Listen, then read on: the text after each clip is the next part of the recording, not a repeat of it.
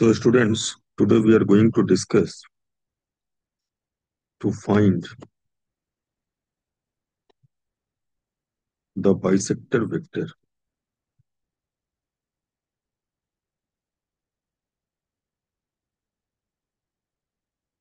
between vector A and vector B.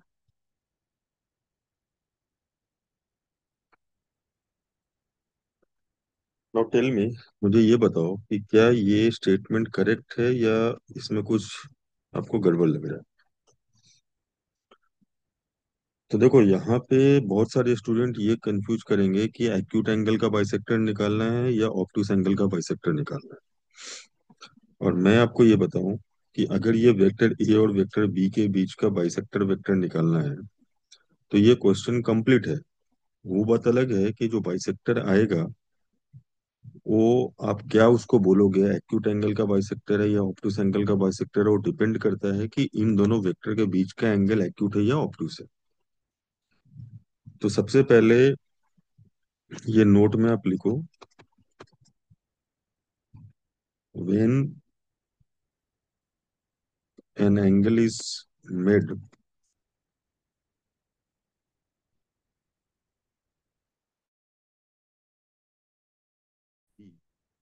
तो ये vectors है ना, तो इनके बीच में वो एक्यूट भी हो सकता है एंगल या ऑब्टूस भी हो सकता है। Then we need to check weather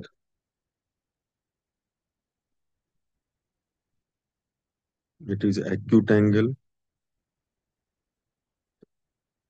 और obtuse angle.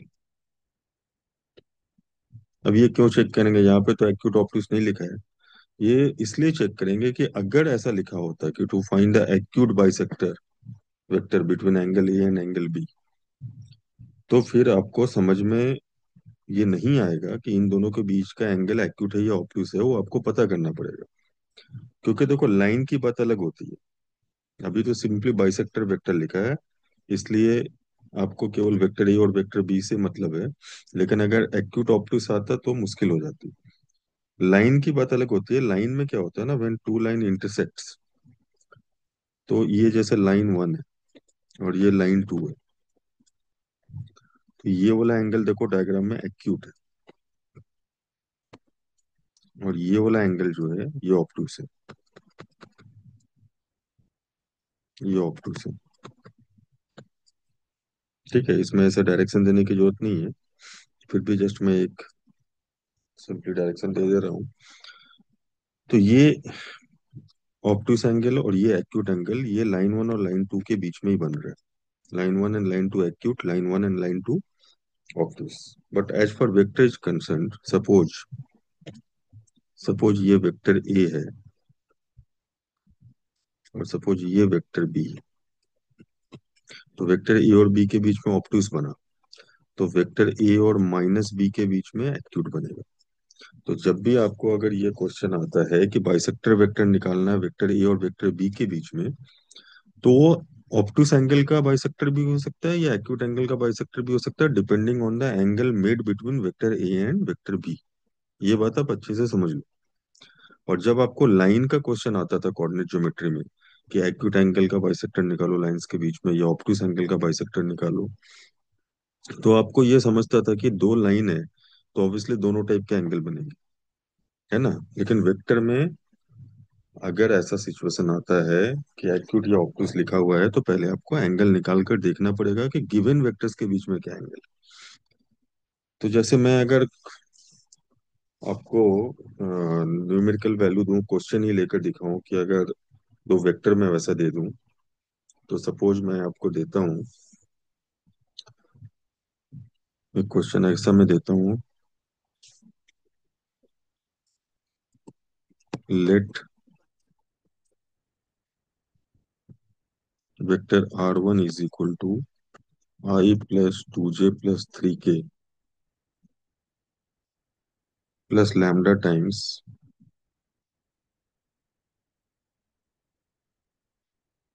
I minus j plus k। And R2 vector, एक सेकंड वेक्टर में लिख रहा हूँ, I+2J+3K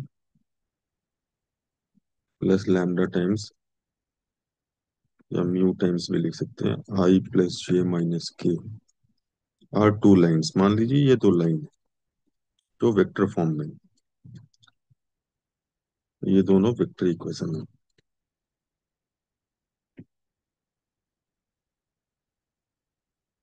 then find the equation of, question है, then find the equation of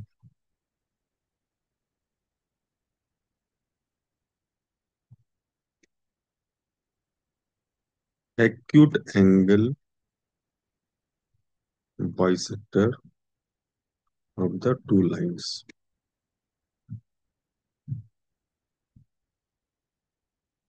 अब देखो ये जो क्वेश्चन है, इसको बहुत गौर से आपको समझना पड़ेगा। समझना ये पड़ेगा कि एंगल तो भाई इसमें एक्यूट एंगल बाइसेक्टर लाइंस लिखा हुआ है ऑफ टू लाइंस, लेकिन ये जिन बच्चों को पता है कि what is the meaning of this two, तो उनको ये समझ में आ रहा है कि the first line is parallel to this vector, first line parallel to vector I-J+K, और जो सेकंड लाइन है, second line is parallel to vector I+J-K। तो अभी देखो, हम सबसे पहले इन दोनों के बीच का एंगल निकालेंगे, तभी हम डायग्राम बना सकते हैं। ये देख चेक करेंगे कि इन दोनों के बीच का एंगल एक्यूट है या ऑब्टूस है। तो जल्दी चेक कर सकते हो आप, डॉट प्रोडक्ट ले लो, I-J+K dot I+J-K is equal to mod of I-J+K mod of I+J-K cos theta, cos theta. यहाँ से कॉस थीटा निकालना है। ये हम ऐसा क्यों कर रहे हैं? तो to find the angle, to find the angle between vectors parallel to lines. तो देखो एंगल क्या आएगा, 1 -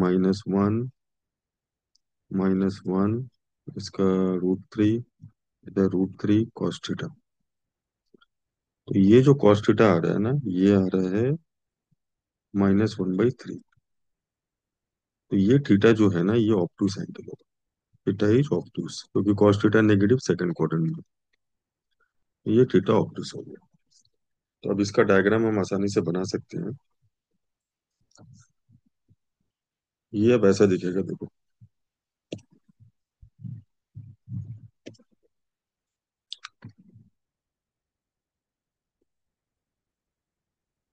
ये जो पॉइंट है ना, ये कॉमन पॉइंट है, ये वाला पॉइंट है, I+2J+3K, 1, 2, 3 डाल सकते हो। अब ये जो इंटरसेक्शन पॉइंट है, और दो वेक्टर्स दिए हुए हैं ना दोनों लाइन के पैरेलल, तो उनके बीच में ऑब्टूस एंगल है।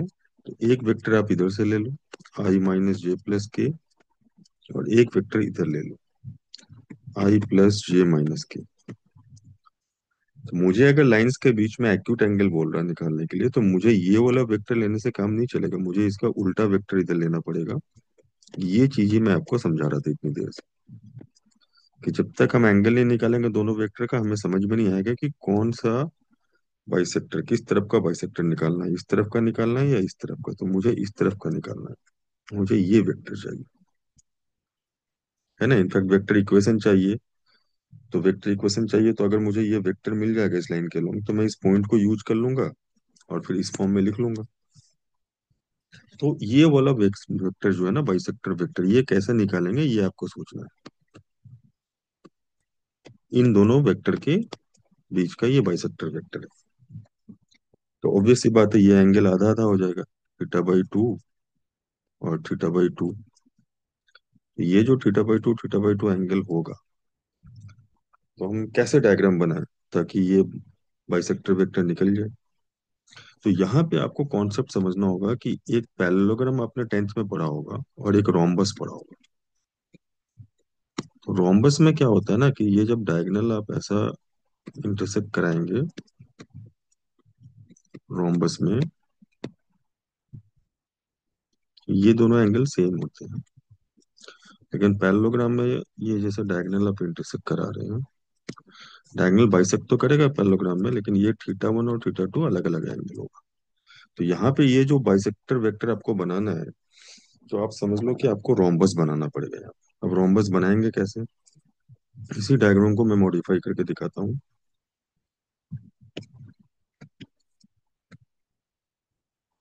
ये वाला वेक्टर आपको पता है आई माइनस जे प्लस के है, इसको आप √3 से डिवाइड कर लो, यूनिट वेक्टर ले लो। सपोज मैंने ये वन लेंथ कट कर लिया, ये लेंथ वन है, ठीक है, ये वाला वेक्टर का यूनिट वेक्टर ओ ए। और इधर भी मैं एक यूनिट वेक्टर लूंगा इस वेक्टर का, इसका भी लेंथ वन ले लो, ओ बी। तो ये जो है ना माइनस आई प्लस जे माइनस के डिवाइडेड बाई √3, तो यहाँ पे आप लिख सकते हैं ओ ए, एक यूनिट वेक्टर मैंने ले लिया ओ ए कैप, जिसका लेंथ वन है, आई माइनस जे प्लस के बाई √3। और ओ बी कैप ले लिया मैंने, minus of I plus J minus के डिवाइडेड बाई √3। और अब मैं क्या करूंगा कि इसका रोम्बस कंप्लीट करूंगा, ये भी वन, इसके पैरेलल ये वन है, ये भी वन है लेंथ। ये मान लो मैंने सी पॉइंट ले लिया। अब जैसे ही मैं ये ओसी को ज्वाइन करूंगा, तो ये दोनों एंगल हाफ हाफ हो जाएंगे, थीटा बाई टू और थीटा बाई टू। और ये ओसी वेक्टर जो है ना, this OC vector is nothing but, this OC vector is nothing but O A cap plus O B cap, दोनों यूनिट वेक्टर का सम। क्योंकि आप ट्रायंगल लॉ से देख सकते हो ना, ये ओ बी कैप और ये बीसी कैप जो है ना, ये ओ ए कैप है। यहाँ पे ये जो बीसी कैप देख रहे हो पैरेलल है ना, तो बीसी जो वेक्टर है ये एक्चुअली यूनिट वेक्टर है, तो आप कैप भी लिख सकते हो। ये किसके बराबर है, ओ ए वेक्टर के। इसको भी आप कैप लिख सकते हो, यूनिट वेक्टर का सिंबल। तो इन दोनों को ऐड करने से ओसी वेक्टर आएगा ट्रायंगल लॉ से। तो बस यही अपना बाइसेक्टर वेक्टर हो गया। तो ये अपना बाइसेक्टर वेक्टर निकल गया। अब आपको हमेशा याद रखना है कि आपको सिर्फ वेक्टर से मतलब होना चाहिए। दो वेक्टर का जो बाइसेक्टर वेक्टर है, मैं रिपीट कर रहा हूँ, दो वेक्टर का जो बाइसेक्टर वेक्टर है, वो दोनों वेक्टर का आप यूनिट वेक्टर निकालो और ऐड कर दो। प्लस माइनस के चक्कर में मत पड़ो आप। वो जब आपने डायग्राम बना लिया, जो दो वेक्टर निकला है उसका बाइसेक्टर वेक्टर निकालना है, तो बस दोनों का यूनिट वेक्टर लेकर ऐड कर लो। तो यहाँ पे उसी वेक्टर आ जाएगा आई माइनस जे प्लस के by √3 plus minus I minus J plus के बाई √3। तो minus I by √3 plus I by √3 cancel हो गया। अब ये के माइनस जे बाई √3, के माइनस जे बाई √3, तो 2/√3 के माइनस जे, ये आ गया। ये हमारा उसी वेक्टर हो गया, यही बाइसेक्टर वेक्टर है। अब अगर आपको लाइन ओसी की इक्वेशन लिखनी है, तो इक्वेशन ऑफ लाइन ओसी जो हमारा आंसर है, equation of line OC is vector R is equal to, ये पॉइंट आपको पता है 1 2 3 है, तो I plus two J plus three K है, तो ये हो जाएगा I plus two J plus three K plus lambda, और 2/√3 एक साथ मिलाकर लैम्डा ही लिख लो आप, के माइनस जी। ये आंसर हो गया हमारा। तो ये एक्यूट एंगल बाइसेक्टर लाइन हो गया, एक्यूट एंगल बाइसेक्टर लाइन। मैं एक बार फिर से रिपीट करूंगा कि जब भी आपको दो वेक्टर के बीच में बाइसेक्टर वेक्टर निकालना है, तो आप समझ लो कि दोनों का यूनिट वेक्टर को सम करना है। आपको आर एन डी उस चीज के लिए करना है कि उनके बीच का एंगल एक्यूट है या ऑब्टूस है, वो आपको सुटेबली चूज करना है। जैसे मुझे अगर एक्यूट एंगल बाइसेक्टर निकालना था, तो मैंने उसका डायग्राम बनाया कि कौन से दो वेक्टर को लेने से एक्यूट एंगल बन रहा है, लेकिन ये हमेशा सेम रहेगा। Unit vector of first vector plus unit vector of second vector, इससे इन दोनों को सम करने से आपको बाइसेक्टर वेक्टर मिलेगा। ये काफी इंपॉर्टेंट है, इस पे क्वेश्चंस काफी आते हैं, तो गो थ्रू इट माइन्यूटली। और मुझे लगता है अगर आप 2-3 बार इसको माइन्यूटली देख लेंगे तो आपको काफी अच्छे से समझ में आ जाएगा। Thank you.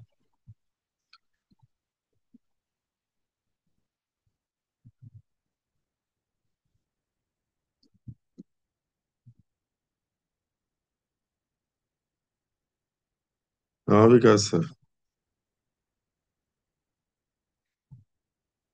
अरे भाई हम तो मतलब ऐसा परेशान है ना कि अभी हमको साला घर से कोई 100 रुपए का सामान मांग ले, समझे। नहीं, ये हम लोग गलत कर दिए हैं एक्चुअली, हम लोग को ना भांपना चाहिए था पहले ही, समझे। ये हम लोग भांप नहीं पाए सिचुएशन को, साला ये बहुत ज्यादा खतरनाक सिचुएशन है। क्योंकि आप देखिए कि कोई पेरेंट